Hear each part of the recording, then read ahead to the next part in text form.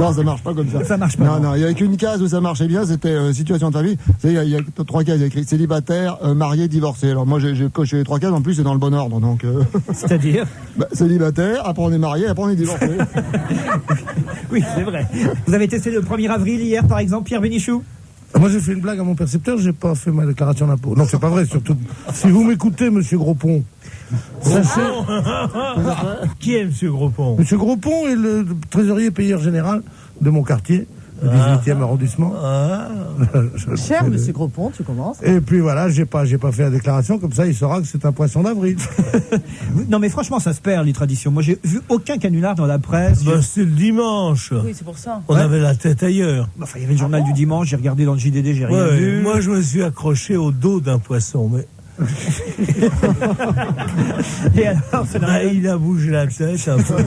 Vous, Isabelle, vous avez fait les petits poissons, non? Rien, j'étais seule. Qu'est-ce que je savais pas me faire un poisson à moi toute seule attends, j'étais avec mon mari, c'était donc comme si j'étais seule. Et hier,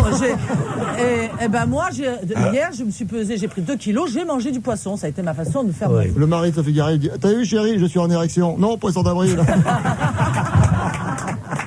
Vous avez fêté ça? Ah non, mais par contre, je peux vous dire, vous connaissez l'origine du poisson d'avril? Non. C'est très ancien.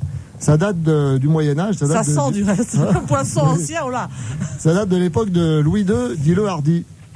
Si, c'est vrai, parce que c'était un roi qui aimait beaucoup les oiseaux, les chants d'oiseaux, et notamment les pinsons. Et il avait un pinson favori, et un jour, le pinson s'est envolé. Et alors, il était complètement triste. Pinson d'avril. Mais attendez, justement. Comment t'as niqué les chutes? Bien de me niquer les chutes. On la voyait pas venir avec ça. Je savais bien que j'avais un ami dans cette troupe. Excusez-moi. Continuez, Derek. Alors je recommence avant ou on le garde? Non, on reprend depuis le début, c'est tellement bon. Tout. On ne s'en lasse pas. Alors, donc, son pinceau s'était envolé. Et il s'occupait plus, il déprimait, il s'occupait plus des affaires de la France. Oui. Et ses conseillers se sont dit, il faut absolument lui trouver un autre oiseau, un autre pinson. Surtout pour son anniversaire qui tombait effectivement le 1er avril. Seulement, il y a un problème, c'est qu'il n'a pas de pinson. Au 1er avril, ils sont tous en période de nidification. Oui. Ils sont tous en train de vivre des périodes intenses. Donc ils ont trouvé un moineau. Ils ont trouvé un moineau qui chante pas très bien. Ils se mettent deux à piquer la chute. S'ils sont gays comme des pinceaux, ils ne peuvent pas se reproduire. Oui, voilà. Tu tombes sur la raide. Il faut pas qu'il le voie. Jacques, vous avez bien fait de dire la chute avant, on a gagné du temps. Non, alors on commence depuis le début. Pour une fois que c'était... Bon, alors je recommence depuis le début. Louis II. Parce qu'il faut dire que Louis II le Hardy était donc le fils de Louis I. Oui. Il est impayable. Et alors? Alors, donc, il lui a retrouvé un moineau. Et pour pas qu'il le voie, ils l'ont accroché dans le dos. Ah, pourquoi? Et à ce moment-là, pour pas qu'il le voie, parce qu'il chante mal, le moineau. Alors à ce moment-là, il s'est retourné, il lui dit: mais qu'est-ce que c'est que ça? Et alors, les conseillers lui disent: sire, c'est un pinson d'avril. D'où l'origine du mot. C'est une histoire à la Mormoine. Et Louis II, et Louis II, dont l'autre surnom était également le Joyeux, a donc décidé de créer la manufacture des farces et attrapes nationales. Donc voilà de l'origine. C'est une blague que vous me faites ou c'est un truc Non, c'est un truc vrai. Non, c'est vrai. Non. Mesdames et messieurs, aujourd'hui, Jean-François Derek va être drôle. Poisson d'avril. Alors... Non mais Jacques, qu'est-ce que vous en pensez? Je le trouve tordant, moi, ce garçon. Oui. Il est tordant, il était pas tordant. Oui. Très bon. Vous êtes gentil de me plus ouvrir la bouche maintenant. L'origine du Mardi Gras. Vous, Isabelle, rien, pas un petit canular, pas une blague au téléphone, personne vous a... Personne m'a appelé, je ne peux pas me faire des blagues à moi toute seule. Non, rien. Les traditions, Si tu m'avais pas donné un faux numéro de téléphone, tu recevrais mes trucs. Seulement tu me donnes un faux numéro. Alors chaque fois, votre abonné n'est pas d'abonné, etc. Elle a dit poisson, pas macro d'avril. Jusqu'à quand ça va me poursuivre cette réputation? C'est terrible ça. Alors quelqu'un qui a mal passé son 1er avril, c'est Milosevic. Vous avez vu, c'est quand même le feuilleton du week-end, son arrestation en Yougoslavie, enfin en ex-Yougoslavie, Slobodan Milosevic, avec alors surtout cet épisode amusant au moment où on l'a vraiment arrêté, sa fille qui s'est mise à tirer en l'air, 5 coups de feu en l'air, Et alors moi j'ai pris le journal au milieu et j'entends le président arrêté, sa fille tire des coups de feu en l'air. Je dis quand même tout ça pour les HLM de la ville de Paris, c'est pas beaucoup. C'était pas le même. C'était pas Slobodan Chirac, c'était Milosevic. Vous avez suivi le feuilleton, Bénichou? Ah bah oui, j'ai trouvé ça passionnant, mais moi je me disais que c'était bidon. C'est bidon. Tu crois que c'est bidon? L'actuel Premier ministre de ce foutu pays l'a mis en tôle parce que c'était le seul moyen qu'il n'arrive pas d'avoir l'aide américaine. Ah oui. Quand ils auront encaissé les 600 briques, on lâchera le molosse dans les rues. C'était l'actualité internationale vue par Jacques Martin. Il y a de fortes chances pour que ce soit exact. C'est vrai? Mais oui. Les Américains ont dit, George Bush, pour les premières fois où il parle, il a, enfin, je veux dire de façon internationale, il a dit tant que vous n'aurez pas livré M. Milosevic, vous n'aurez pas l'aide américaine de je ne sais combien de millions de dollars. Ouais. Et alors ils ont dit là, et ils ont fait une arrestation. Cette arrestation est tellement mouvementée, tellement rocambolesque. Parce qu'arrêter un type tout seul, quand même, bien qu'il ait une garde personnelle, ça met pas 2 jours et 2 nuits, comme ça. Et on peut penser que c'est une arrestation bidon. Et que dès qu'ils auront touché l'aide, comme le dit excellemment Monseigneur Jacques Martin, ils sortiront, n'est-ce pas, Monseigneur? Urbi et Torbi. Et Tourbi, oui. Merci. Sa femme est en prison avec lui, alors qu'elle n'a pas de raison d'être emprisonnée. C'est pour ça qu'il prend des antidépresseurs, c'est parce qu'ils l'ont mise avec lui. Vous iriez avec votre compagnon jusque dans la cellule, Isabelle, s'il était arrêté? Il faudrait déjà qu'il ait un compagnon, mais c'est... Alors, j'aime dire que si j'en ai un, oui, il fait jusqu'au bout. Hein, alors là... J'en tire un, je le lâche pas. Hein. Rien sur Milosevic, le bonhomme, vous avez suivi le feuilleton, vous? Ouais, non, mais je me suis levé de bonne humeur ce matin. Ah, pourquoi? Parce que Milosevic en tôle, ça fait quand même plaisir, même si... Jamais plaisir que l'homme soit en tôle. Jamais. Milosevic en tôle, mais je peux dire que moi, ça me fait rire. Hein. Moi, ça m'ennuie parce qu'il devait venir dîner à la maison avec sa femme. Et d'ailleurs, déjà, il y a les Ceausescu qui se sont décommandés. Alors, on n'a pas de nouvelles. On les voit plus chez Castel. Je sais pas ce qu'ils viennent nulle part. Ou ils sortent pas, ou il leur est arrivé quelque chose. Allez. Ouais. Allez, on passe à une actualité plus nationale. Le boycott des produits Danone qui s'organise avec cette usine de Calais, la branche biscuit chez Danone, les petits lus. Dégueulasse. Quoi, le biscuit? C'est un bien national, le petit beurre. Oui. Alors on ne doit pas y toucher. Alors, Robert Lu... Oui, surtout les petits écoliers, faut pas trop critiquer. Alors ça fait partie des produits boycottés, hein. Franchement, alors il y a T'as vous... touché ton chèque? Je vous jure que c'est vrai, hein. Les petits écoliers font partie de la liste des produits boycottés, enfin la liste des produits proposés par Robert Hu. C'est incroyable le nombre de produits Danone. On n'imagine pas. Evian, Volvic, Petit Gervais, enfin les pépitos. Moi j'adore les pépitos. Mais tu connais son père, Micorazon. Pépito, Volvic, je suis pour, mais pas les petits écoliers parce qu'ils me doivent encore du pognon. Hein. Oui. Dis donc, comment tu fais pour te faire la tête du footballeur? Fabien Barthez. Comment je fais? C'est un masque ou il Non, c'est naturel. C'est un jeu d'acteur. Hein. Je suis quand même acteur à la base, hein. Faut pas l'oublier. Bon, alors en tout cas, je reviens à mes produits lus. Jacques Martin m'a amené les petits biscuits lus que vous avez chez vous, j'imagine. Je mange des petits lus en cachette de ma femme parce que ça fait grossir. C'est dingue. Véritable petit beurre dans la poche. Lui, et vous savez ce qui est écrit là juste au coin? Pour ne jamais manquer de ressources. C'est quand même incroyable, pour ne jamais manquer de ressources. On donne la liste des produits que les gens ne doivent plus acheter pour... Mais ils font rien. Bien sûr, et surtout plus l'appareil de photo, hein. Les appareils de photo Danone, là, il faut plus. C'est Canon, pardon. Qu'est-ce que con. Moi, je voyais tout ça, une multinationale. Ah bah, les bouquins, j'ai lu. Moi, fini? J'ai lu. Vous vouliez dire, Isabelle? Oui, c'est dommage parce que moi, j'adore les petits lus quand on le trempe. Dans quoi? Ah, tu me dégoûtes. C'est dégueulasse. Dans le lait ou dans le café, t'aimes pas? Ça devient tout mou. Mais oui. Et alors généralement on en perd la moitié, puis alors après il y en a plein dans le bol. Alors on boit tout le bol et puis alors tout le petit lu qui est tombé dans le fond avec la petite cuillère. Voilà une jouisseuse. Sauf que là, puis en plus une connaisseuse, j'adore le genre de femme qui adore quand ça devient tout mou. C'est tellement rare. Bon, en tout cas, Robert Hu a annoncé aussi que le Parti communiste allait s'appeler le nouveau Parti communiste. Ouais, et il va changer de sigle. Le NPC. Ouais. C'est pas mal. Ouais, puis il n'y aura plus de cellules, ce sera des sections désormais. C'était le bon temps quand il s'appelait PCF. Tu as de la peine? Bah oui, je me rappelle, mais j'ai un peu de peine. C'est vrai que tu m'en veux parce que je me suis moqué de tes chanteurs? Non, pas du tout, Jacques. Je promets pas entamer mon admiration, Jacques. Je voudrais que les gens ici qui ont de la culture, et il y en a beaucoup autour de cette table, trouvent de qui est ce poème.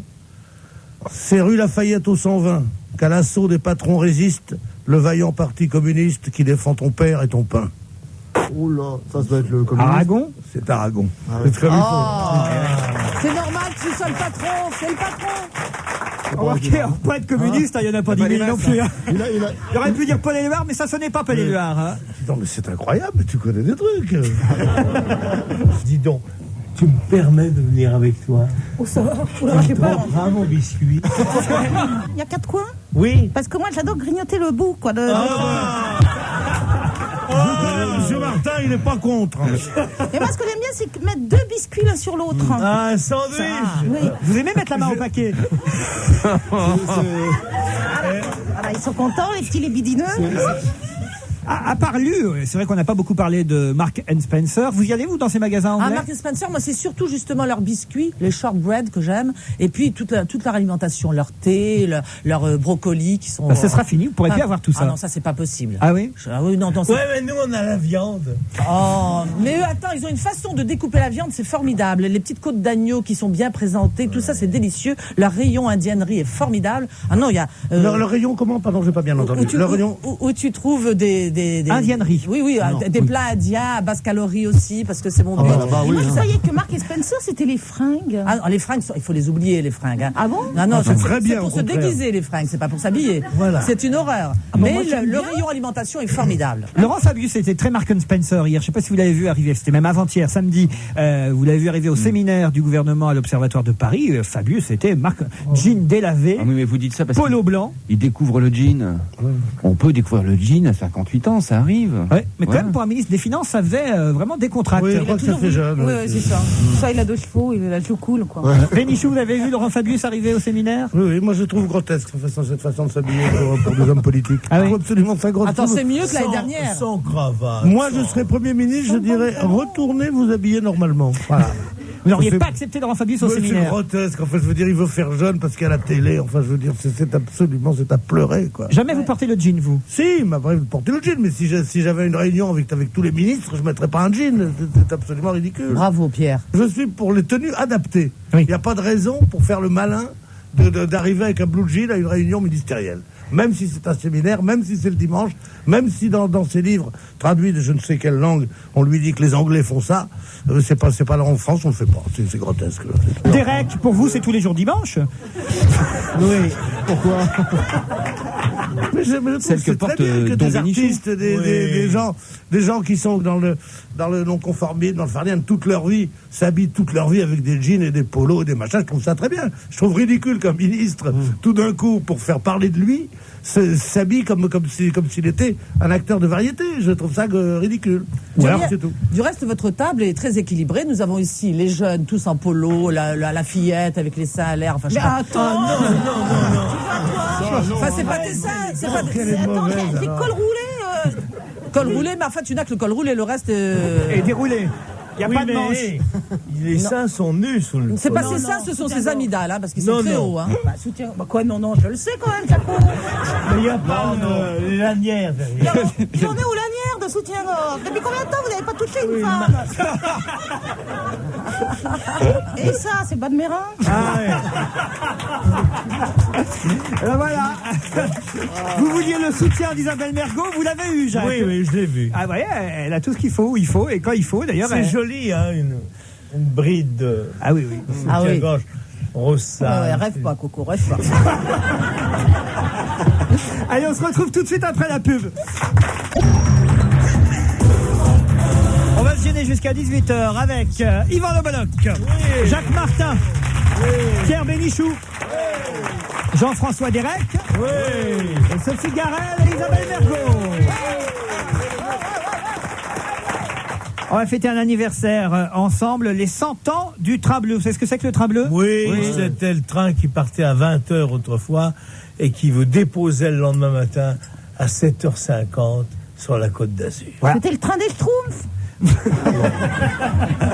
Le train bleu, c'est aussi un restaurant à la gare de Lyon. Oui, il est très beau, classé monument historique. Classé. boulevard Diderot, dans le 12e arrondissement, gare de Lyon, et ce célèbre restaurant, un des plus, peut-être la déco la plus originale. Ah peut-être. oui, une déco géniale. Voilà. On a au téléphone son chef, monsieur André Signoret. Monsieur Signoret, bonjour. Bonjour, Simone. Comment ça, bah, bien sûr, à la gare de Lyon, il dit toujours en voiture, Simone. Oui, c'est ça.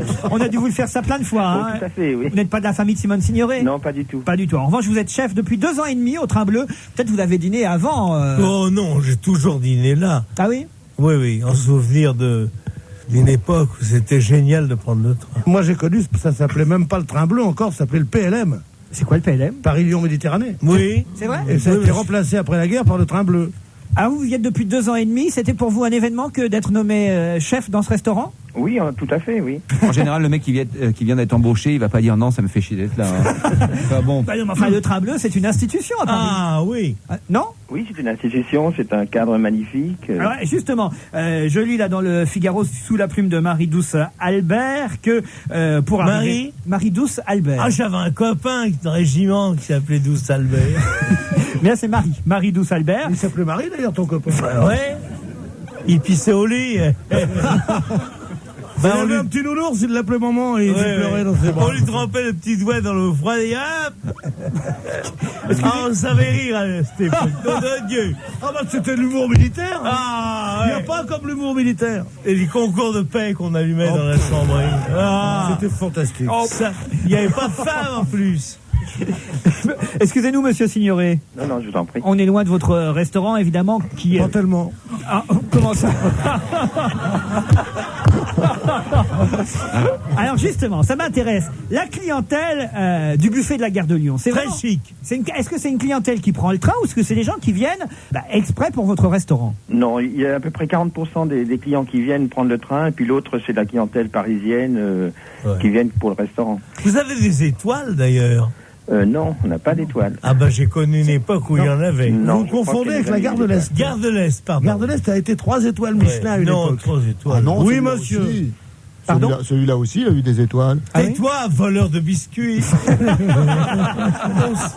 on se saigne les veines pour acheter les biscuits à nos enfants, ils l'ont.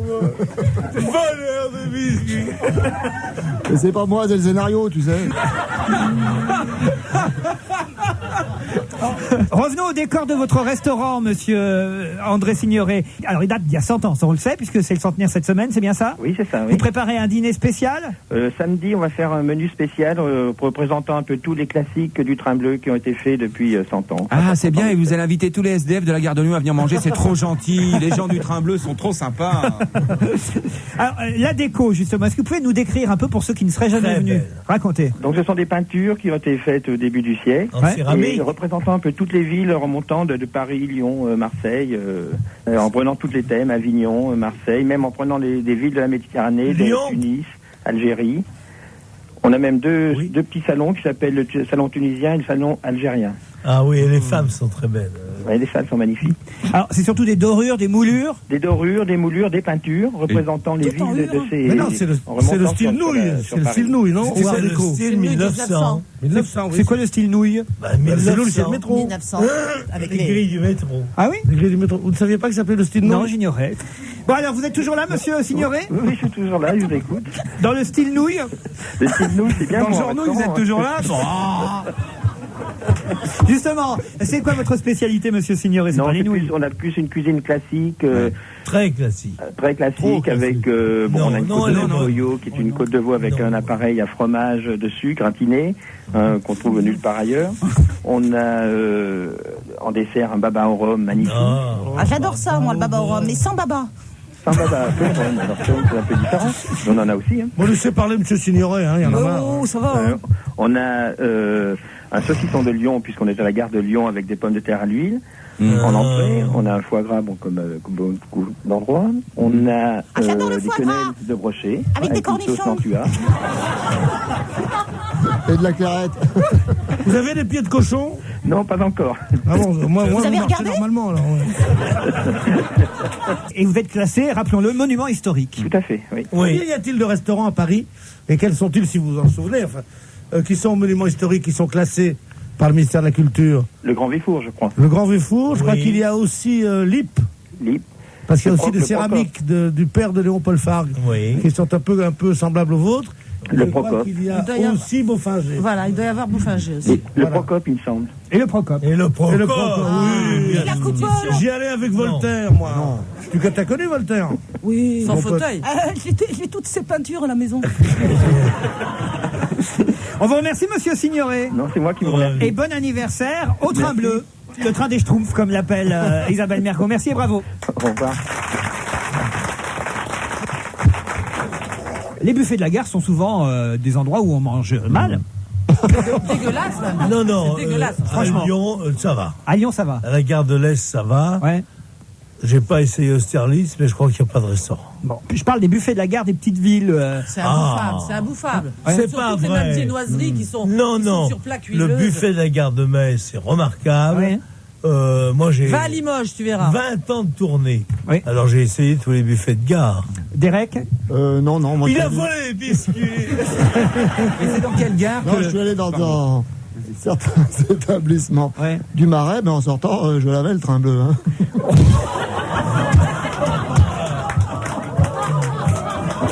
Enfin, Derek! Tu veux parler du fils Blue Boys Bar? Oui, voilà. Du fils fucking Blue Boy Bar? Oui. Si Très dangereux, hein. Si je disais, Jean-François Derek, les images que j'ai vues hier soir, et qui seront diffusées sur France 2 demain soir à partir de 23h.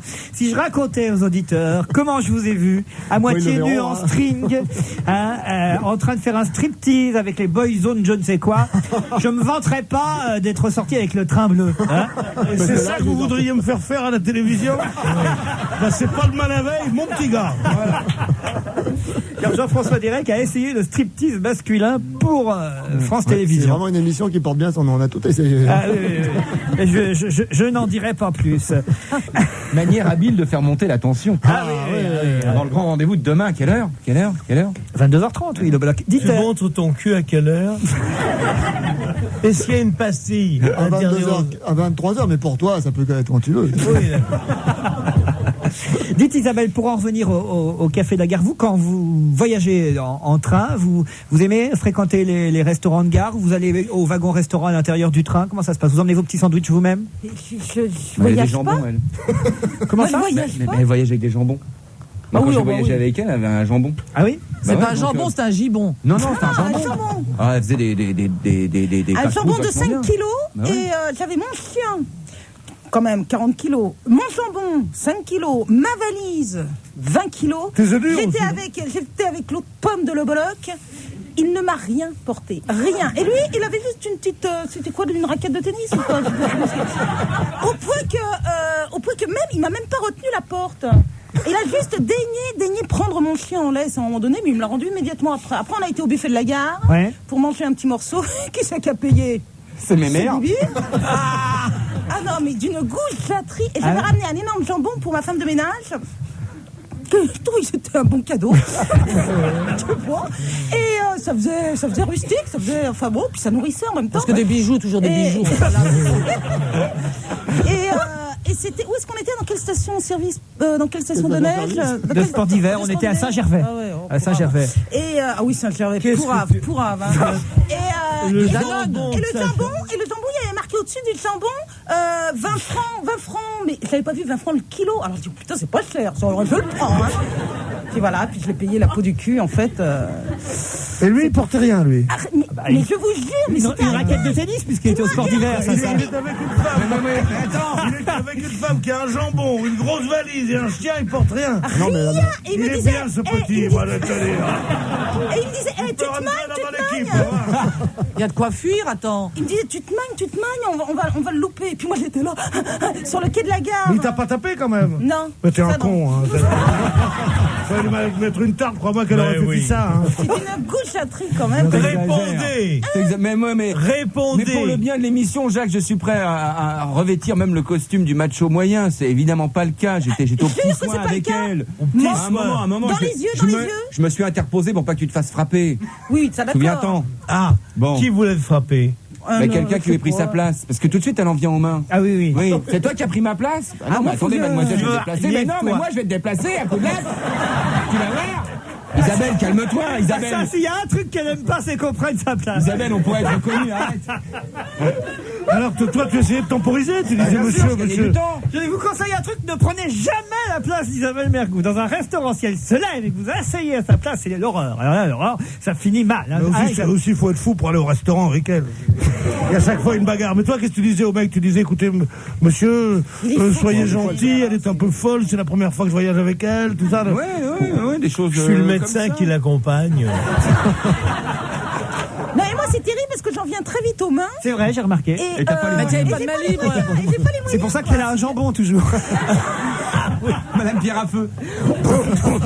C'est le meilleur truc pour tuer. C'était un assassin américain célèbre. Avec un Bah oui, avec un gigot. un Hitchcock, c'est Un un gigot, Hitchcock, c'est un film d'Hitchcock. Avec un gigot, tu fais cuire ton gigot, tu te bouffes, ils arrivent, retrouvent l'arme du crime. Eh oui. Ouais, un gigot, C'est la seule arme du crime que tu peux pas retrouver puisque tu l'as becté. Tu vois ce que je veux dire? Allez, on se retrouve après le flash de 17h. On va se gêner jusqu'à 18h, toujours avec Sophie Garel, Isabelle Mergo, Jacques Martin, Pierre Bénichou, Jean-François Derek et Yvan Le Bolloc. Moi, je voudrais revenir sur une info étonnante. Vous avez ici même évoqué la catastrophe ferroviaire en Belgique. J'ai reçu du courrier depuis Jacques Martin. Ah, bravo. Je m'excuse, j'avais dit c'est le printemps, les trains se chevauchent. Ben oui, alors, j'ai reçu des injures. Il y a quand même eu 8 morts là-dedans, hein, Jacques Martin. Et alors, la catastrophe, c'est que... c'est qu'il ne parlait pas la même langue. Non. Les aiguilleurs ne parlaient pas la même langue. Exactement. Cette catastrophe est due au fait que les deux contrôleurs, l'un de la gare de Wavre et l'autre de Louvain, eh bien, ne parlaient pas la même langue, ce qui fait qu'ils n'ont pas pu se comprendre et ils n'ont pas pu éviter la collision. Le Parisien reconstitue le drame. À 8h43, le préposé à la signalisation de la gare de Wavre... Pardon ? Si on refond ça en Belgique, ça va faire encore 8 morts, là, en constitution. Alors, à 8h43, le préposé à la signalisation de la gare de Wavre, située en Wallonie, s'aperçoit qu'un train circulant à vide vient de brûler un feu rouge. Il appelle aussitôt son collègue de Louvain, une ville flamande, distante d'à peine 30 km. Arrête le train, 6458. Dépêche-toi, hurle-t-il. Mais son collègue ne parle pas le français. Il ne comprend que le flamand. Il raccroche le téléphone pendant les 3 minutes précieuses qui vont être perdues. La collision va avoir lieu. Tout ça à cause d'un problème de langue entre les Belges. Incroyable. Non, mais je crois qu'il y a une certaine mauvaise foi parce qu'il avait parlé en français avant. Ah oui. Et je crois que c'est toujours la guerre larvée entre les deux. Tous les Wallons sont supposés parler flamand. Il y a obligation scolaire dans les petites classes pour toute la Belgique d'apprendre le flamand. Il aurait pu s'exprimer en anglais à la limite. Stop the train. Quoi? C'est la première fois que je vois un communiste parler anglais. Bravo! Bravo! Hey, stop the train! Salute finale. Grand you two. And tomorrow. L'international. Yeah! Has been your wrong. Paris. All right, yeah! Non mais, Yvan Le Bolloc, vous n'êtes pas sérieux. Vous imaginez le contrôleur belge dire stop the train une fois? Non, c'est pas logique. Il a absolument raison. Moi, le père des deux rois des Belges, Léopold III, m'a dit, quand nous sortons avec la princesse, que nous allons dans un restaurant, nous sommes obligés de parler anglais. Parce que sans cela, on nous taxerait de favoritisme pour l'une des deux. Donc le roi des Belges parlait anglais. Le roi des Léopold III, il dit quand nous allons au restaurant, nous parlons avec la princesse de Réti, nous sommes obligés de parler l'anglais. 8h47, c'est pas le train de 8h47. Une pièce de Courteline. Voilà, c'est ça. Hein. Oui. À 8h47, le train 6458 est percuté par le convoi parti de Wavre, le fameux train de 8h47. Ça a été une courte ligne. Oh, joli. Un auditeur belge, car on est écouté. Non mais enfin, cela dit, on peut pas passer là-dessus sans en tirer une morale, quoi. C'est-à-dire la morale, c'est qu'il faut que les gens se parlent, il faut que les peuples se mélangent et qu'on aille vers la fusion. Et oui, et qu'on arrive à parler plusieurs langues. Et qu'on s'interpénètre tous. Voilà, c'est ça la morale. Ah oui, interpénétrons-nous. Mais bien sûr. Moi je dis, soyez bons, soyez vrais, soyez frères, unis contre le monde où l'esprit se corrompt. Lisez au même livre en vous touchant du front. Oh là là! C'est quoi ça? C'est quoi, Bénichou? C'est rien, c'est Victor Hugo. Dites, un Belge m'envoie le guide et le plan de Bruxelles. Méfie-toi. Un auditeur de Belgique. Et alors, il y a quelque chose d'assez rigolo que cet auditeur belge me signale dans ce guide de Bruxelles. À la page promenade, on peut lire « Parcours Art Nouveau. Au départ de la rue Charles-Bulls, Grand Place, conseil pratique. Pour bien regarder une façade, il convient de vous placer sur le trottoir d'en face. » Ah oui, parce que si tu te mets pas en face, la façade, tu la vois pas. Ça serait bête de se mettre en tournant au dos, n'est-ce pas, au paysage. Pour regarder la façade, mettez-vous face à la façade. C'est drôle. Je vous jure que c'est dans le guide de Bruxelles, ça s'appelle Guide et Plan Bruxelles, ma découverte. Oh, vous êtes vache, parce qu'attends, tu sais que c'est une des villes où il y a des monuments les plus somptueux, et justement, en ce qui concerne l'Art Nouveau et l'Art Nouveau, de grands architectes nous viennent de Bruxelles, mais il y a des façades qu'il faut effectivement regarder de côté, de loin, de bas, en haut, enfin c'est comme un être humain, bien sûr. Il y a surtout une boîte de travestis formidable. Ah oui? Michou de Bruxelles, tu connais pas? Il y a une ville aussi. Il y a une ville qui est très connue. Il y a une ville qui est très connue pour l'Art Nouveau, c'est New York. Eh bien justement, je vous emmène à New York, Derek. Voilà. Merci pour cet enchaînement nullissime, mais qui me permet en tout cas de vous parler d'une femme d'affaires de New York qui vient de lancer le premier portable jetable, le premier téléphone portable à durée de vie limitée. C'est-à-dire que vous le jetez une fois que vous l'avez utilisé à plein. C'est-à-dire qu'il est de la taille d'une carte téléphonique, d'épaisseur de 3 cartes de crédit. Le Phone Card Phone fonctionne grâce à une encre conductrice sur des feuilles de papier recyclées à la place de circuits imprimés. C'est vendu environ 70 francs. Alors en dollars, faites le calcul vous-même. Avec une oreillette et un micro. 10 $. Il vous permet de téléphoner pendant 60 minutes, hein. Mais en revanche, vous ne pouvez pas être appelé. C'est uniquement vous qui téléphonez. Et vous le jetez une fois que vous n'en avez plus besoin. Moi qui suis superstitieux, j'ai toujours envie, dès que j'ai une mauvaise nouvelle dans un téléphone, je ne m'en sers plus. J'essaye, comme on a plusieurs postes. Chaque fois que je veux avoir un truc qui est important pour moi, j'appelle de l'autre téléphone. Et j'ose pas, je peux pas supporter. Quand on m'a donné une mauvaise nouvelle, je pense que c'est le téléphone qui donne des mauvaises nouvelles. Et là, pour 70 balles, tu peux te permettre de le jeter. C'est une très bonne idée. Mais alors à la télévision, quand tu vois une mauvaise nouvelle par la télévision, après tu regardes plus la télé, tu vas avoir plein de postes de télé chez toi. C'est pas des mauvaises nouvelles personnelles. Mauvaises nouvelles quand on te dit un truc. Enfin, eh oui, t'imagines bien que c'est pas Claude Sérillon qui annonce ce soir, Madame Bénichou ne veut pas. Isabelle, vous êtes superstitieuse comme ça aussi, non? Non, mais moi, ma mère, elle avait acheté au tout début les appareils photo jetables. Oui. Elle a pris une dizaine de photos, elle l'a acheté. Oui, parce qu'elle est pas toujours sur Terre. Et la mer jetable, vous n'avez pas ça? Je sais pas, mais elle a des absences comme ça. Je voudrais parler de Formule 1, un peu de sport quand même. Il y a eu un Grand Prix ce week-end à Sao Paulo, enfin à Interlagos. Je comprends pas la différence d'ailleurs entre les deux. Ça s'écrit pas pareil. Interlagos. Ça se prononce pareil. En tout cas, c'était le Grand Prix du Brésil et c'est l'Écossais Coulthard qui l'a remporté. Ah, bah évidemment. Coulthard. M'ennuyez plus que la Formule 1, je crois qu'il n'y a rien à part peut-être vous. 10e victoire pour David Coulthard. Là, ce qui a fait gagner l'Écossais, c'est qu'il a plu, d'un seul coup, si j'ai bien compris. Il a beaucoup plu, il a plu énormément. C'est un garçon, il plaît beaucoup. Mais il y a un petit jeune de, je sais pas, 25 ans. Oui. Qui était en tête. En tête. Montoya, il s'appelle. Pendant 36 tours, Montoya. Ah, t'as regardé? Ben, bien sûr que je regarde. Mais plus c'est con, plus je regarde. C'est un débutant en Formule 1, Montoya, et on en dit le plus grand bien. Il s'appelle Pablo Montoya, il a 25 ans. C'est lui, effectivement, qui a retenu l'attention pendant ce Grand Prix hier. Il a réussi à dépasser Schumacher, qui était vert, mais seulement il s'est fait rentrer dedans, tout de suite après, par Jos Verstappen. Et on nous dit dans la presse ce matin... Verstappen, il est connu. Que Verstappen, c'est un copain de Schumacher. Alors moi, je me demande quand même s'il n'y aurait pas Ah ouais, il y a des clans, là. Ah ouais? Ouais, c'est de l'auto-tamponneuse, le Grand Prix de Formule 1. C'est pas loin d'être ça, quand même. Enfin, il se rentre dedans, gros. Jean Alési a terminé 7e. Oui. Oh, ça s'arrange. Progresse. Avant, il sortait pas des stands. Vous l'avez regardé le Grand Prix, vous, Isabelle? Ah, j'ai oublié.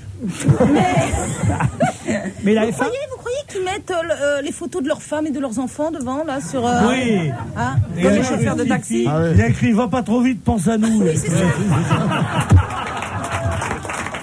Et puis là, derrière, il y a écrit bébé à bord. Et le pare-soleil, Jeannot pour Jean Alési. Et puis Et les godasses de foot. Oui, voilà, c'est ça. Il y a un Basset derrière aussi qui remue la tête. T'imagines un peu la maison. Il y a de la peau de mouton sur le volant. Non, les fameuses boules pour pas avoir mal au dos. Ah oui, c'est ça. Oui, et puis, et le PQ. Le PQ? Oui, que votre grand-mère a tricoté un truc en crochet, à crocheter. Crochet. Crochet. Elle dit crochet. Oui. À tricoter. Oui. Un truc en laine pour planquer le PQ. Vous avez jamais eu ça? Elle m'avait fait ça pour Noël. Pour mettre. Mais pas dans la voiture. Si on s'arrête sur la route. Un rouleau de PQ. Mais un rouleau, pas en feuille, mais en rouleau. Bah oui, en rouleau. Voilà.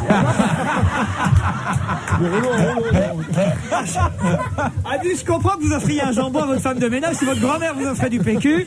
Non, le PQ, je l'achetais par moi-même. Mais elle voulait à tout prix que j'ai du PQ dans ma voiture. Une housse à PQ. Une housse à PQ fait au crochet. Tu sais, comme il y avait la grande mode des couvertures. Voilà, bon. Ça sert à quoi d'avoir du PQ dans sa voiture? Et si tu t'arrêtes sur le bord de la route? Ça sert à quoi? Il y a vraiment une urgence, il n'y a pas besoin de PQ. Les vieilles personnes, le PQ c'est très important parce qu'avant, dans les lieux publics, il n'y avait pas de PQ comme maintenant. Les journaux. Il y avait des morceaux de journal.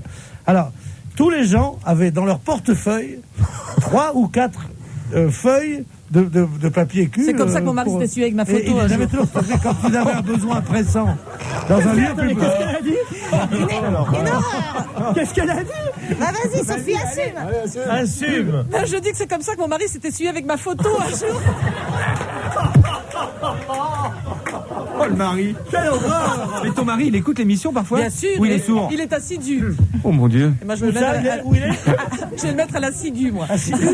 Alors vous disiez, Pierrot, excusez-nous. Alors, tout le monde avait, les vieilles personnes avaient quelques feuilles de papier léger, comme ça, de papier cul, dans leur portefeuille pour quand ils étaient pris d'un besoin pressant, pouvoir avoir leur propre papier. Et d'ailleurs, je connaissais le grand-père d'un ami qui un jour nous racontait fièrement que c'était toujours bien d'avoir son propre papier cul, comme ça on n'était pas obligé d'avoir le papier qui avait traîné dans les chiottes, et qu'un jour un jeune homme très mal élevé lui avait dit vous me faites chier, et qu'il avait sorti son portefeuille, et de son portefeuille 2 trucs de papier cul en lui disant allez-y, je vous en prie. Voilà. Allez, je vous propose de quitter ce sujet car je vous sens au bout du rouleau. On se retrouve après la pub. On va se gêner jusqu'à 18h, toujours avec Isabelle Mergot, Sophie Garel, Jacques Martin, Pierre Bénichou, Jean-François Derek et Yvan Le Bolloc.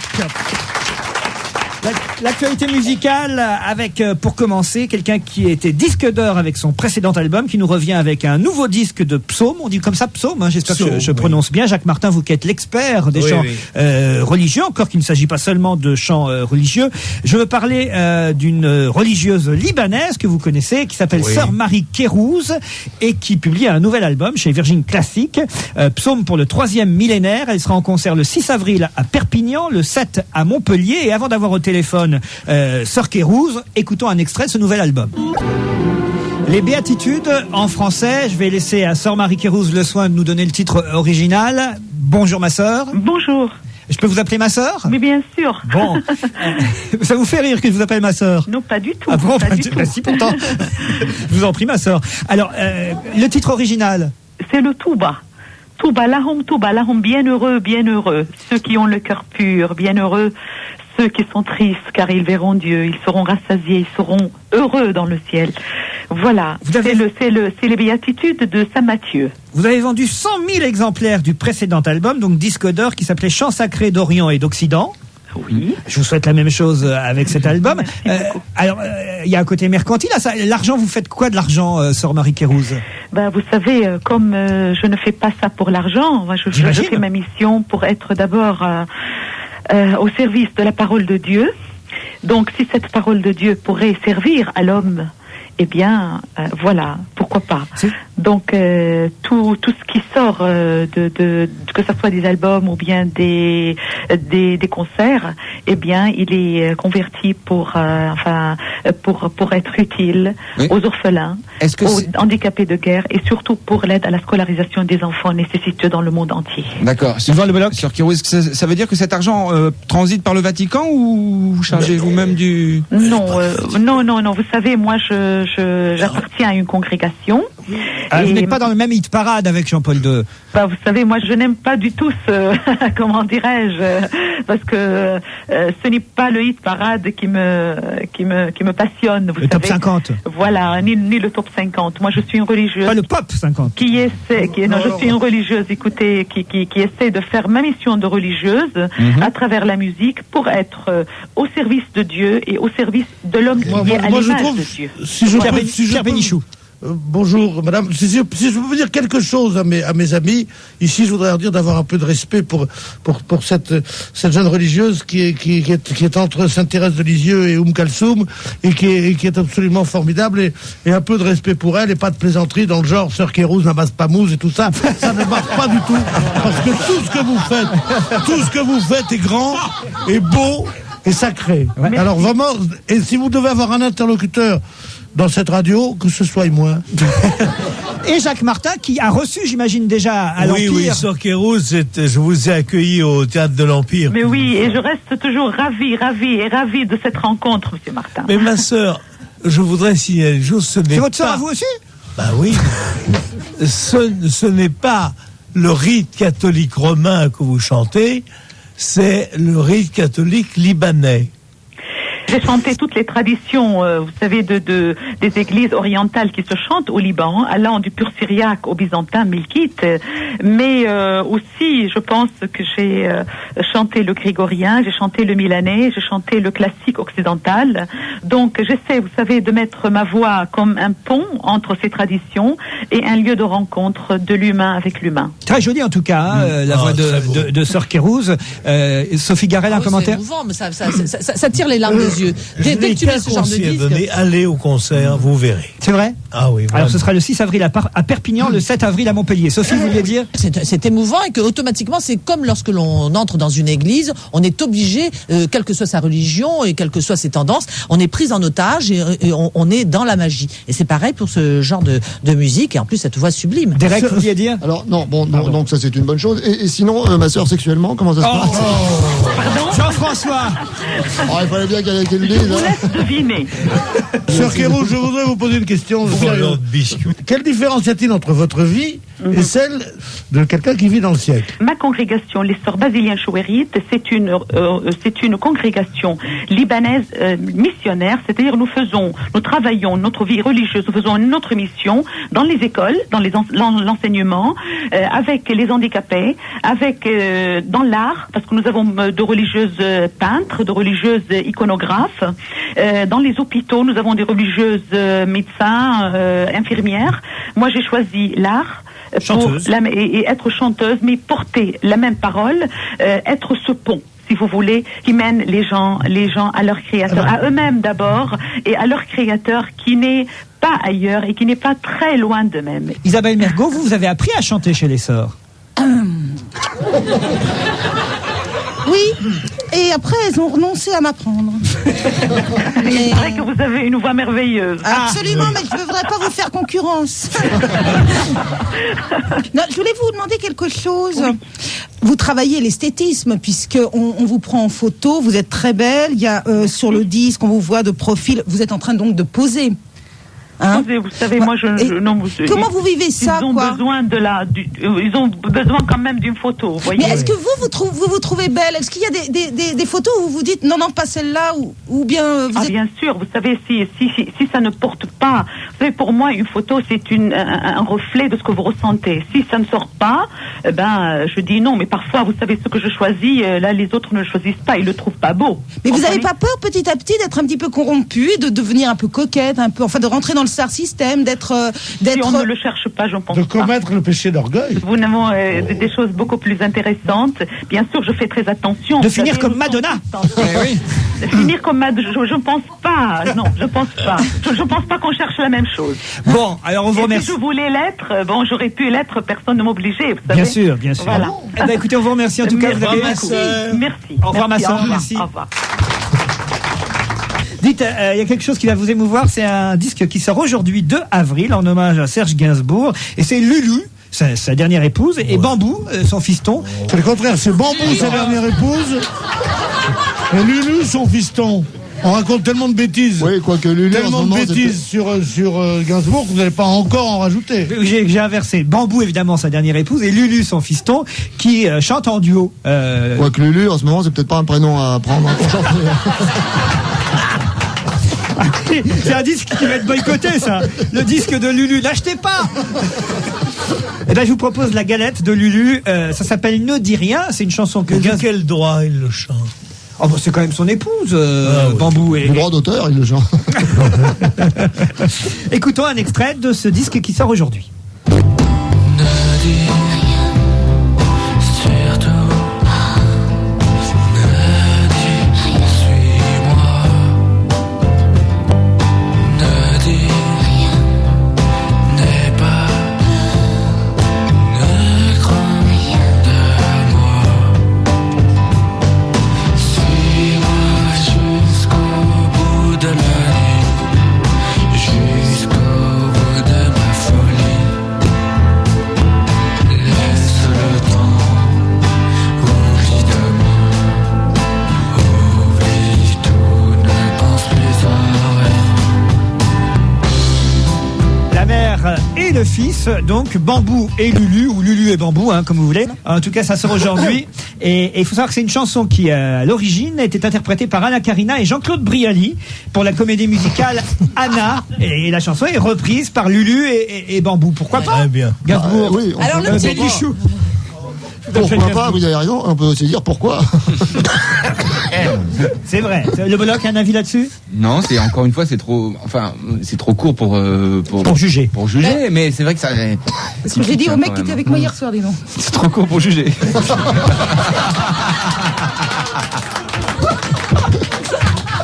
C'est lui qui joue du piano sur l'album. Enfin, pas l'album pour l'instant, c'est juste. Et il ressemble à papa. Hein. Il a à papa ou à Charlotte, enfin à la famille. C'est juste un CD. Il a 15 ans hein, aujourd'hui. Il a 15 ans. Alors le truc, c'est que à 18 ans, il va hériter du quart des droits d'auteur, enfin Oh là là. Et que pour l'instant, il vit un peu cheap parce qu'elle a juste une petite pension pour élever le môme, et que tout d'un coup, à 18 ans, lui, il va avoir le paquet cadeau. Alors, il faut qu'il soit bien raisonnable, hein, s'il te plaît. Voilà.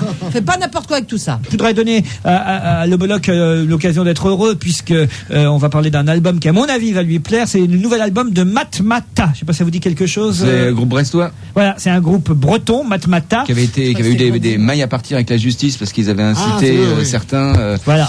Ils ont été condamnés effectivement parce qu'ils incitaient à se droguer, à fumer du shit. Ah, c'est ça? Oui. Et là, ils sortent un nouvel album qui s'appelle Rebelote. On écoute un extrait de Matmata.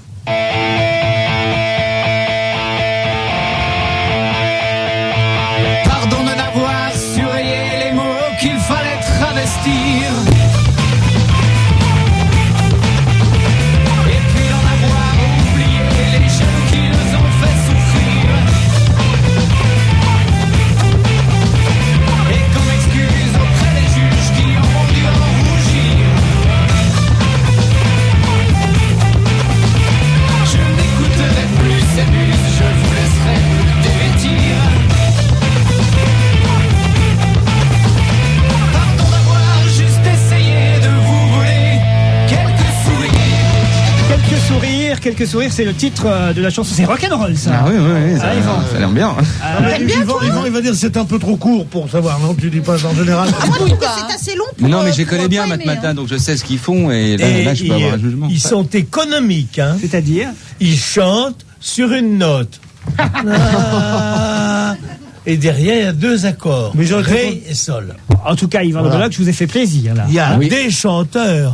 Voilà. C'est gentil. Vous n'avez pas un petit présentateur de télé qui chante quelque chose, des patatas, là, en magasin? Ah, vous voulez Philippe Risoli? Oh non, Oh oui, ça oui, c'est bien. Raphaël n'est pas là. Non, je crois que Philippe Risoli, le disque n'existe plus. Il a déjà été pilonné. C'est pas vrai. Non. Allez, on se retrouve après le journal de 17h30.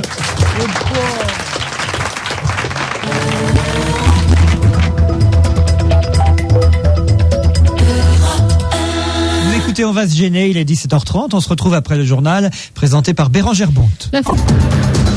On va se gêner la dernière demi-heure jusqu'à 18h, toujours avec Jacques Martin, avec Isabelle Mergot, avec Sophie Garel, Jean-François Derek, Yvan Le Bollock et Pierre Bénichou. Oh, alors là, j'ai une nouvelle. On est prié de pas rire. Parce que ça démarre mal. Non, un pacemaker a fait sauter le crématorium. C'est bien. Oh là là, le ménage. La poussière. Non mais heureusement aucun employé du centre de crémation n'a été blessé. Le cadavre portait la prothèse, évidemment. Ils ne l'ont pas enlevé. Et voilà, ils ne l'ont pas enlevé. Inhumé il y a 8 ans dans l'ossuaire du cimetière Tourangeau, ça se passe à Tours, d'où sont actuellement déterrés des restes pour être incinérés afin de dégager de la place pour de nouveaux clients non anonymes. Le corps contenait un stimulateur cardiaque fonctionnant au lithium. Donc pas passé pendant une crémation avec toute la famille. Ça s'est passé à un moment donné où, si vous voulez, on enlevait des cadavres du cimetière pour les brûler au crématorium. Comme les moutons, hein, c'est pareil. Mais pourquoi on fait ça tout le temps? Pour faire de la place? Oui, c'est pour faire de la place. Quand on y pense, c'est horrible. C'est vrai? Oui, parce que ça s'appelle des réductions. Mais quelqu'un a inhumé il y a 8 ans, c'est quand même incroyable. Quelqu'un... Si les gens ne payent pas, hop, à la fosse publique et après... Mais qu'est-ce que tu veux dire par payer? On paye un caveau, mais après, tu n'as plus à payer. C'est pas seulement ça, c'est que même les gens qui ont des caveaux, de temps en temps, ils ouvrent et ils mettent les cercueils étant trop grands, ils prennent le petit tas d'ossements, ils le mettent dans une petite boîte, et c'est comme ça que ça se passe. Et ils récupèrent le costume. Lui, il les a bien eu parce qu'il avait un pacemaker, il a fait péter tout le monde. C'est une bonne idée, ça, après tout. Hein. Faites-vous enterrer avec un pacemaker pour vous venger. Est-ce qu'il y a plus beau que les morts, les pauvres morts? C'est merveilleux. Tu ne connais pas ça? Non, c'est quoi? Vous avez pas. Oui, Baudelaire, c'est une chose.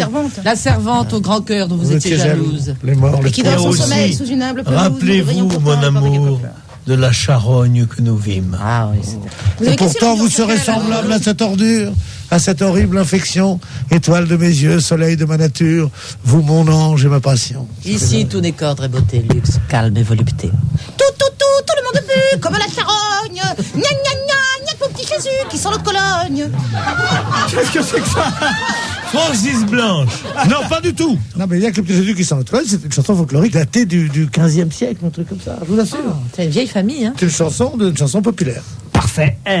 Vous la connaissiez, vous, le bonheur? Non, je ne la connaissais pas. J'étais juste à l'instant complètement abasourdi de voir que sur une radio de grande écoute, on puisse, comme ça, dans une émission de variété, accorder autant d'importance à la poésie. C'est pas mal. C'est bien, on a fait une page Baudelaire, là. Tu parles d'une poésie, gna gna gna, que le petit Jésus qui sent l'eau de Cologne. Oui. Gna que le petit Jésus. Oh, ça va. Gna gna gna gna gna toi-même. Qu'est-ce que ça nous fait avec son gna gna gna gna gna? Ah non, mais si vous faites des citations, faites-la correctement. Oh, gna gna gna c'est pas possible, là c'est gna gna gna. Ah bon, allez, on quitte le pacemaker. Je vous emmène à Orléans. La cour d'appel d'Orléans va décider aujourd'hui, c'est peut-être même décidé à l'heure où je vous parle, si le cigarettier, la CITA, est responsable de la mort d'un fumeur atteint d'un cancer. Vous vous souvenez? Oui. Cette fameuse Lucette Gourlin, dont le mari est décédé d'un cancer. Ils ont jugé, lors d'un premier jugement, que effectivement l'entreprise publique était responsable du triple cancer de cette personne. Et là, c'est la cour d'appel qui va décider si ce jugement mais oui, est le bon. Oui, oui. Oh oui, il faut vraiment empêcher les gens de fumer, voilà. Donc vous êtes pour condamner la CITA? Ah oui. Le Bolloc? Quand même. Quand on fume, c'est parce qu'on l'a choisi. Bien sûr. Je sais pas, j'ai jamais, moi, personnellement, tenté d'arrêter de fumer. Le jour où je tenterai d'arrêter de fumer, je pourrais vous en dire plus. Si j'y arrive, si j'y parviens sans trop d'encombre. Mais si tu peux. Bien sûr, c'est une question de volonté. Mais oui. Vous avez su arrêter, vous, Isabelle? Ça fait 4 Plusieurs mois. fois, elle a su arrêter. Hein. Attends, on n'arrête pas la première fois. Moi, ça fait 5 mois, regardez. Je suis fraîche comme une fleur. C'est vrai? Ouais. Je vous ai vu refumer, remarquez la semaine dernière fois, mais c'est parce que j'avais bu. Tu n'as pas arrêté de boire, alors. Mais si à chaque fois que tu bois, tu fumes. Ah bah attends. Il faut arrêter de fumer. C'est vachement dur d'arrêter de fumer. Ah oui? Faut une volonté. Ah oui. Terrible. Faut beaucoup de courage. Faut avoir une sacrée petite personnalité. Mais là, il faut aussi avoir une vraie volonté pour faire un procès à la CITA, quand même. En arriver à dire c'est la CITA la responsable et réclamer de l'argent. Non? Ben ouais, moi je suis d'accord, moi je suis avec lui. Hein. C'est une femme, je suis avec elle. Résultat aujourd'hui en tout cas pour ce procès. Bernard Tapie qui fait la leçon à Robert Louis Dreyfus. Robert Louis Dreyfus c'est l'actuel président de l'Olympique de Marseille et Bernard Tapie l'a reçu dans son émission. Il est énorme Bernard Tapie. Ouais. Tous les mecs qui viennent dans son émission leur fait la leçon. Tibéri dit mais pourquoi t'es si maladroit? Après Pierre Lescure, mais qu'est-ce que tu fais à Canal+? Et là Robert Louis Dreyfus, mais laisse Marseille, il est génial Tapie. Et total l'autre va peut-être l'engager comme manager du club. Eh bien, quoi qu'on pense de Tapie, quoi qu'on pense de sa façon de donner des leçons, alors qu'il est souvent mal placé pour donner des leçons, son talk show est peut-être le meilleur talk show qu'on puisse entendre, voir à la télévision en ce moment. Parce que c'est ça un talk show. C'est quelqu'un qui pose des questions à l'emporte-pièce, comme les gens ont envie de poser au manager de Marseille. Alors que c'est que ces conneries, tu dépenses de l'oseille, puis tes joueurs sont pas bons. Mais Tapie, son grand talent, c'est d'avoir parlé comme les gens, c'est de parler comme on dit vulgairement. Bon, eh bien, c'est très bon. Et que moi, je crois que si c'était pas sur RMC, qui est une chaîne peu écoutée, non, c'est RTL 9. RTL 9, ça aurait une énorme écoute. C'est très très bon, c'est un très bon talk show. Moi, je regarde qu'une chaîne, alors je sais pas les autres. C'est quoi laquelle? XXL. XXL. La chaîne du cul. Oui, mais c'est à hurler de Pas rire. du gros cul, hein, XXL. Oui, non mais. Oh, il n'y a pas que le cul, il y a le reste femme aussi. qui fait son talk show. Oui. Ah, il y a un talk show aussi. Oui, à hurler de rire. Un talk show peut-être, non? Non, un talk show. Parce qu'après ça use. Alors, madame, vous aimez être fouettée. On en parlera tout à l'heure. Ça existe, si vous voulez, ce soir, nous allons parler. Et une femme. Et tu es. Qui est-ce qu'il fait? Brigitte Lay. Lay. Ah, Brigitte Lay. Et il faut pas rater ça. Ah, c'est vrai? Parce que ça, c'est invraisemblable. Franchement, on a foutu des filles dehors parce qu'on leur envoyez leur jupe, Noël Noblecourt. Noël Noblecourt. Enfin là, c'est sur le câble, il faut savoir. Il faut s'abonner. Alors vous vous êtes abonné exprès? Mais non, je n'ai pas écrit le câble. Elle a pris un bouquet. Non, ça vient pas. Non, il faut demander, il faut une demande spéciale. Tu l'as, toi? Non, justement. Moi, j'ai pris tous les bouquets. Non, mais vraiment, on voit des choses renversantes. Sur XXL. Comme le monsieur hier qui tripotait sa femme à poil pour fourguer un appareil qui masse. Alors, son épouse qui s'effraie et elle s'allonge sur la table. Bon. Et puis le mec dit, avec mon suppositoire électrique, regardez bien, je tape. Il a fait un numéro incroyable. J'imagine, mais mon Dieu. Pourquoi Bellemare fait ça? Je comprends pas.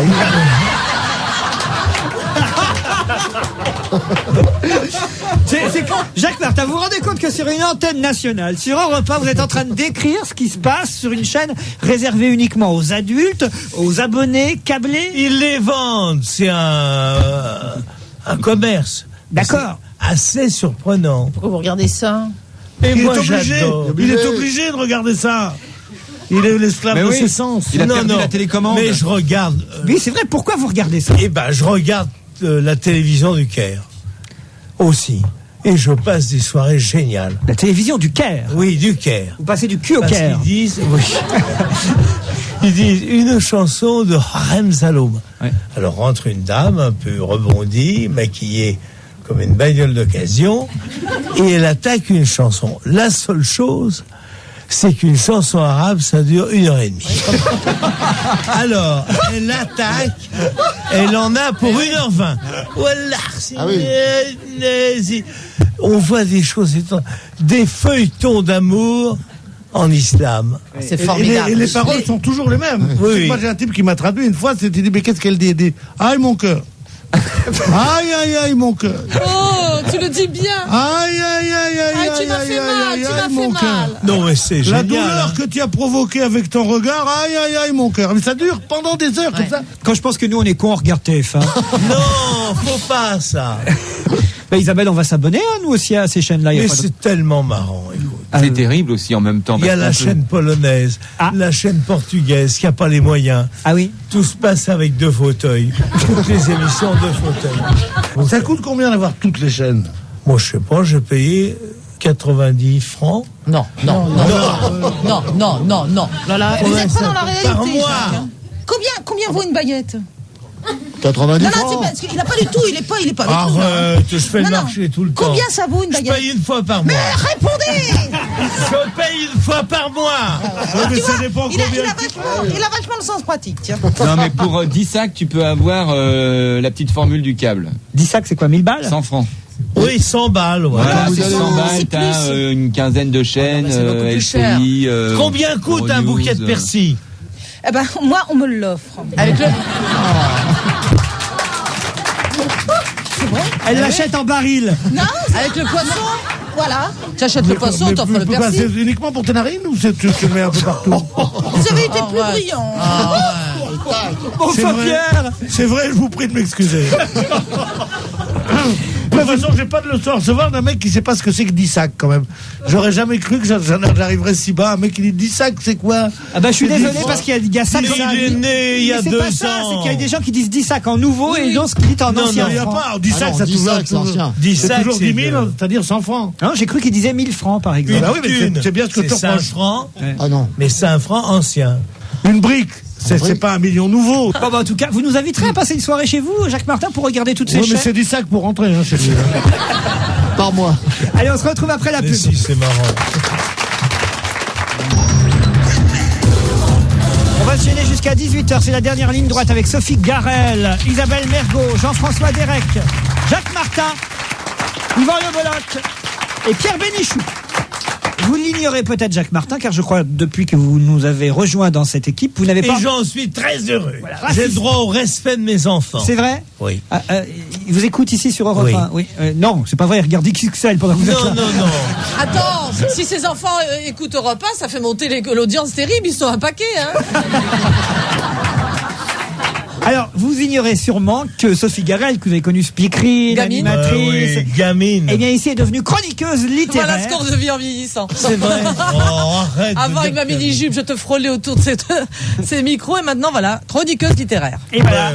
Et cette semaine, elle a choisi un roman qui s'intitule Un amoureux silence, paru chez Flammarion. L'auteur de ce roman est Géraldine Maillet, qui est au téléphone. Géraldine Maillet, bonjour. Bonjour. Alors, Sophie Garel a lu ce livre pour nous et elle va vous dire ce qu'elle en a pensé. Alors c'est vrai, vous avez dit choisi, ça m'arrive pas toujours parce que c'est très difficile de choisir. Je reçois quelques livres et je remercie tout le monde, mais c'est difficile de choisir. Et celui-là, bon, en dehors du fait qu'il était assez mince, Mais quand j'ai vu l'épaisseur du livre ce matin, je me suis dit la feignante.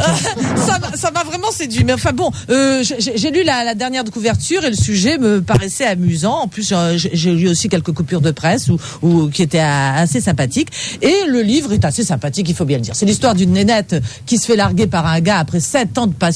Mais alors larguer, vraiment larguer. Pas ce qu'on a connu classique. Il va retrouver une pétasse, une blondasse. Non, pas du tout, pas ça. Le gars, il a tout fait. Il a coupé son téléphone dans son appartement. Il a résilié son compte en banque. Soulage-toi, chérie, soulage-toi. Pierre, Soulage-toi, mon petit Pierre, ça le Ça droit. me rappelle mon histoire. Le gars, il a terminé son boulot. Plus de traces de ce gars. Et cette fille, elle va péter les plombs. Alors, elle va se lancer dans l'écriture. Et c'est assez marrant parce que dans son livre, tout ça est un peu doublé. On sait plus qui est l'héroïne, si c'est celle qui écrit ou si c'est l'héroïne dont on parle. Elle écrit pour se venger, pour raconter son histoire d'amour, sa passion. Et elle pète tellement les plombs qu'à un moment donné, dans ses fantasmes, dans ses délires, elle va faire intervenir un gars qui va lui téléphoner comme ça par hasard, une voix anonyme, et elle va focaliser sur ce gars, elle va commencer à se faire une histoire d'amour, et il y a des rebondissements assez formidables qui deviennent un peu un genre suspense pour arriver à une fin assez amusante. Racontez pas la fin. Hein. Ah non, j'en raconte rien. Attends, mais moi je l'ai lu jusqu'au bout, je pourrais raconter. Voilà, donc c'est un bouquin que je trouve intéressant. La seule chose qui m'énerve, c'est les histoires d'amour. Il y a des mots. J'ai revécu certains de mes instants et j'ai pas besoin de me faire mal comme ça. C'est tout. Mais autrement, le livre est sympa, il est jeune, il est vif. Il y a des pages érotiques qui sont formidables. Oui, la page 83. Si quelqu'un pouvait me lire la page 83. Attendez, d'abord on va demander à Géraldine Maillet si Sophie en a parlé comme elle l'aurait souhaité.